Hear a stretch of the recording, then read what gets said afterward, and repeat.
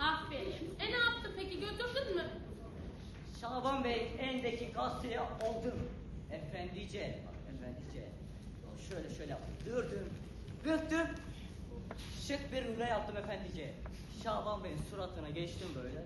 Dedim ki, ah. Şaban Bey ne yaptı peki? Bana küfür. Ödeşmişsiniz. Ödeştik sayılır. Çünkü ben de Şaban Bey'e bir koydum. Şaban Bey dümdüz. Ben sana müşteriye el kol şakası yapma demiyor muyum Şeref? Ne şakası? Adamı dümdüz etmiş efendice. Adam beni eldeki basamak çıkarmaktan zevk alıyor. Basamak manyak!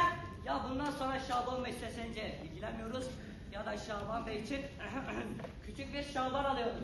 İstersen her müşteriye küçük bir Şaban alalım Şeref. Her müşteriye ben bakarım. Şaban Bey'le Şaban'ı tayin edelim, olsun bitsin ya. Affedersin, Şaban Bey konusu bir şey değil. Ben telefon edebilir miyim? Telefon yok Ece Hanım. Telefon yaralı. Alacağın olsun bakkal abla.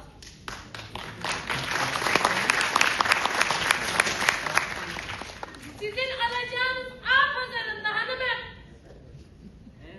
Abla, bunlar da mı Alpaslan'a kayıt yaptırmışlar? Evet. Nereden anladın?